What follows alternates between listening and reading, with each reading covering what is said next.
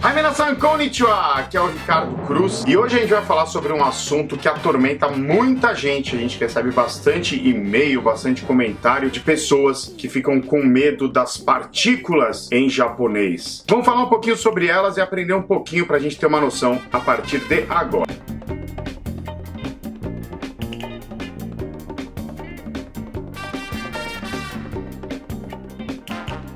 Bom, as partículas em japonês, que são tão temidas, exageradamente, tá? As pessoas têm mais medo delas do que realmente elas são difíceis, elas não são difíceis. Existem sim um grande número de partículas, mas poucas delas são usadas numa conversa de dia a dia, num texto de dia a dia. Mas o que são partículas, afinal? São estruturas gramaticais, elas sempre são escritas em hiragana, tá? Que é o alfabeto que grafa palavras de origem japonesa, elas sempre são escritas em hiragana, e elas têm a função de relacionar elementos, de dar função a elementos e relacioná-los dentro de uma oração. Igual em português a gente tem o artigo, preposição, pronomes, a gente tem estruturas gramaticais que têm essa mesma função.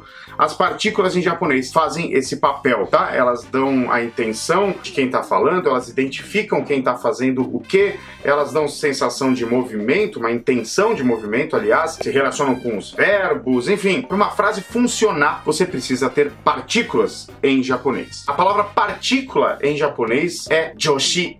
Joshi, esses dois ideogramas aqui. Olha que interessante, o primeiro deles significa ajudar, auxílio, e o segundo, shi, ele dá a entender estrutura de frase, palavra, dependendo do contexto. Então a gente pode traduzir joshi como uma estrutura auxiliar, tá? Isso é traduzido para cá dentro do contexto da gramática como partículas, ok? Mas como sempre eu digo, não coloca muito a sua cabeça nesse lado super gramatical, ainda mais se você está começando. Esquece isso, a gente vai falar sobre partículas como um assunto interessante da língua japonesa. Olha só que interessante como ela funciona. Porque quando você vai estudar japonês, tem que saber como a língua se movimenta, né? Como a língua se encaixa. Então, por isso que é legal a gente falar de partículas. E não, de maneira nenhuma, é para você ficar neurótico, achando que você tem que saber todas as funções de cada uma das partículas e exemplos e as exceções em cada uma delas. Não. Você nunca vai aprender japonês se você estiver com essa cabeça. Isso pode ser um interesse seu, depende, eu quero aprender japonês e eu quero estudar gramática. Então, a gramática, eu estudar gramática e saber muito sobre a gramática de uma língua vem depois que você já aprendeu o básico, já consegue utilizar essa língua. Mesmo em português, né? A gente sabe falar português. Se eu, por acaso, desenvolvo um interesse sobre sintaxe, sobre análise sintática, esse tipo de coisa, isso vem depois, né? Uma especialização. Em japonês é a mesma coisa. O pior erro que você pode cometer é ficar se preocupando demais em saber detalhes sobre as coisas de gramática, principalmente sobre as partículas, tá? Então a dica aqui no Nihongo é sempre a mesma, e o nosso método é sempre o mesmo. É você utilizar bastante a língua. Nossos aliados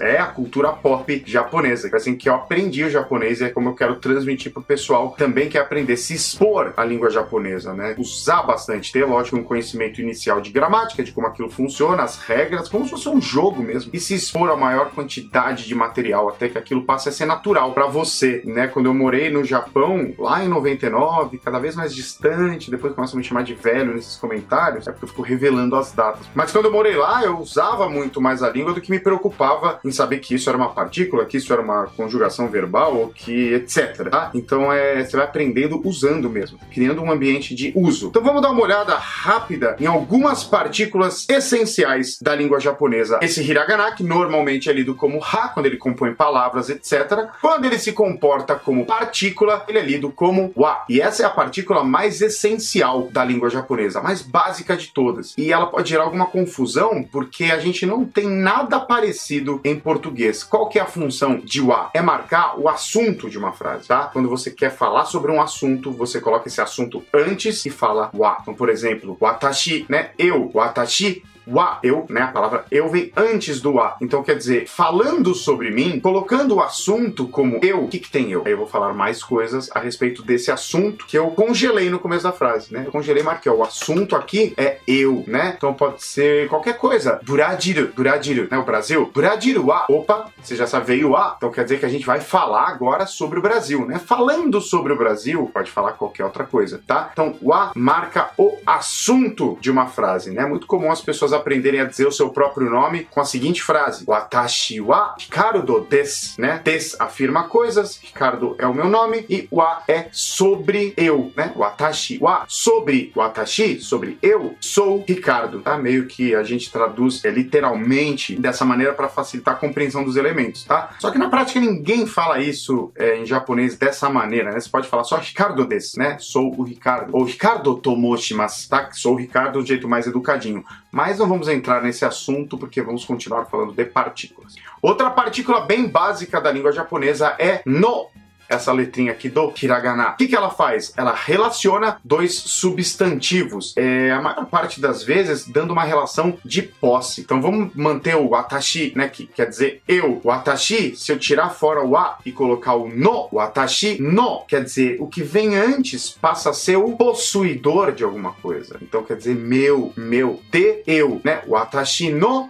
De repente, hon, né? Pega um livro, hon é livro, watashi no hon, né? O meu livro, o livro, literalmente, o livro de eu. É por isso que muita gente faz relação com o português, com preposição, etc. Mas não, é melhor não pensar para esse lado, tá? Porque não é regra isso. Partículas são partículas, só existem em japonês, vamos entendê-las em japonês. O caso de no cria essa relação entre duas palavras, geralmente com posse, né? Por exemplo, Burajiru no Carnivaru, né? O carnaval do Brasil, tá? O que vem antes do no é o possuidor, é o dono de algo. Lógico que no tem outras funções, mas aqui eu tô falando a mais básica e mais comumente usada delas, ok? Outra partícula querida, muito usada, é a partícula e. Olha ela aqui. Aí você vai me falar de novo, mas Ricardo do céu, estou estudando esta língua de meu Deus, chamada japonês, e eu já estudei que essa letra é re.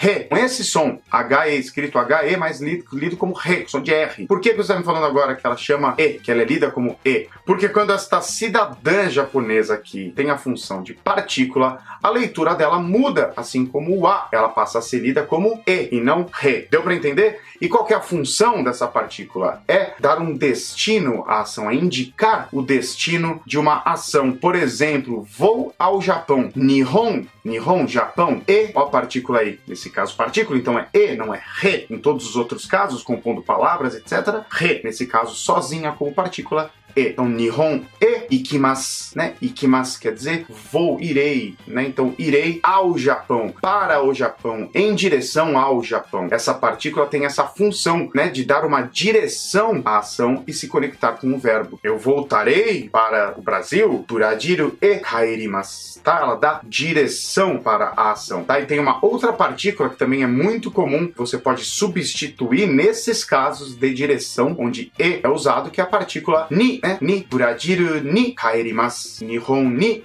ikimasu, tá? Dá para substituir uma pela outra, mas cuidado porque ni tá no grupo de partículas com mais funções diferentes dentro da língua japonesa. Então, essa que ela pode substituir o e dando direção, é apenas uma funçãozinha da partícula ni, tá? E aí você vai estudando o japonês e você vai descobrindo todas as outras funções de ni, tá? Mas exemplificando, ni e e, nesses casos, tem a mesma função. Uma outra partícula bastante comum aí pra gente entender, tá dando pra entender como elas funcionam? Aqui a ideia não é ensinar, tá? Pra vocês dominarem todas essas partículas que eu tô falando sobre, é pra vocês pintarem um quadro de, nossa, é assim que funciona a língua japonesa, ok? Vamos ver mais uma nesse sentido. Partícula O, essa letrinha aqui do hiragana, que inclusive só tem função gramatical, né? De todas as letras do hiragana, somente essa aqui é a única que não é usada nem dentro de nenhuma palavra, nenhum termo escrito com essa letra. Simplesmente ela é uma partícula, ela tem a função gramatical, ok? E ela indica um objeto dentro da oração. Por exemplo, hon o, né? Hon, livro, o. Se eu coloco o, dá a ideia assim de o que eu vou fazer com o livro, sabe? Puxa uma ação na frase. Hon o yomimasu, vou ler o livro. Então vou realizar uma ação com o livro. Vou pegar o livro e fazer o quê, né? Eu explico muito pros nossos alunos dessa maneira, assim, sabe? Quando vem o O, pensa, apareceu o. O que vem antes? Vai vir certamente um objeto, né? Eu pego esse objeto e faço o quê, tá? É o que a frase vai certamente te dizer na sequência. Hon o yomimasu, vou ler o livro. Hon o kaimasu, vou comprar o livro. Hon o urimasu, vou vender o livro. Vai pegar o livro e vai fazer o quê? É isso que o diz pra gente quando ele aparece, tá? O que vem antes, e repara que as partículas elas agem ao que vem antes, né? Em relação ao que vem antes, normalmente, tá? Então, Hon apareceu primeiro, depois veio o. Então ele vai atuar no que vem antes, no caso, o livro. E para finalizar, a gente tem a partícula mo, que significa simplesmente também. Essa é uma partícula querida dos estudantes de língua japonesa, porque ela é super fácil e ela tem uma tradução muito direta, que é também. Então se eu coloco watashi, né, eu, de novo, vamos trazer o watashi, mo, eu também. Ok, tranquilo, né? Pode ser uma frase completa. Watashi mo, né, eu também. Simples assim. Bem facinho, tá? Isso aparece muito em música, fica atento em música, esse negócio que eu falei da exposição, de você se expor para aprender a incorporar as funções de partículas, de coisas dentro de um idioma. Música é uma ótima oportunidade para você identificar essas estruturinhas, né? Tem muita música antiga, tem umas músicas de Sentai antiga, tipo Battle Fever J, que tem umas partes. Kimi mo, kimi mo, kimi mo bokura no yoni. Bom, então é isso. Moral da história. A língua japonesa, ela é movida estruturalmente por suas partículas. Apesar de existirem muitas e muitas partículas, normalmente são usadas um número reduzido delas. E uma parte desse número reduzido nós vimos neste vídeo. Não é tão complicado quanto parece. E se você se interessou pelo assunto e quiser que a gente fale mais sobre partículas, deixe seus comentários aqui.